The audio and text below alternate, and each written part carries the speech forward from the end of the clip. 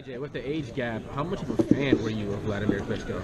Yeah, man. Like people, you know, what I used to say is that, like, I used to be like, oh, he's boring. I said, well, but why don't all these fighters beat him then? Do you know, like when they used to say, oh, he's not doing this thing, and I said, well, if you've got an opportunity to fight the man, beat the man, and you make it entertaining. So I just thought that whatever he was doing in the ring was effective, and I looked at it.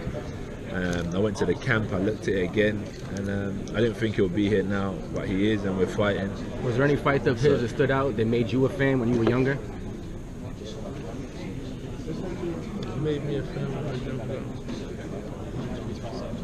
Or were you ever rooting against him? No.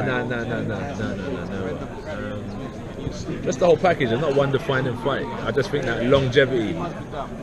As I said, it's like I just looked at how he was effective, because everyone will complain that he's boring, but I just didn't understand how come none of the exciting guys could beat him. So I just would, rather than just being like, oh, he's a knockout artist, I'll just study him more so than be a fan of him.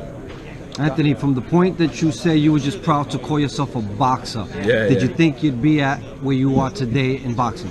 No. But it don't stop, man. It don't stop. Nah. Yeah, like it's good, it's fun, it's nice. You know, we're traveling, and my cousins and my family enjoy it as well. But it don't stop here. I think like you got guys like Mayweather and the greats that come before that really like set the bar high. So even though we do this, I'm gonna have to do this for many a years.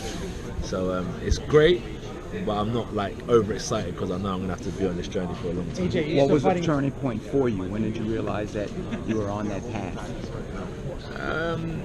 A few times, but I remember 2011 when like I got kicked off the amateur squad because I was getting into all sorts of shit, and I sat down with my boys and I said, you know what? I said, I had a dream that like there's a big light and it was like fog, and I couldn't navigate to that light. And I said to my boys, I said, you know what?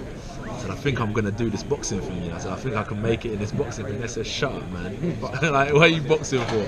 I said, nah, I think I can do it, and I just kind of stuck with my guns, and that's what I said. I was true to myself. I said, you know what?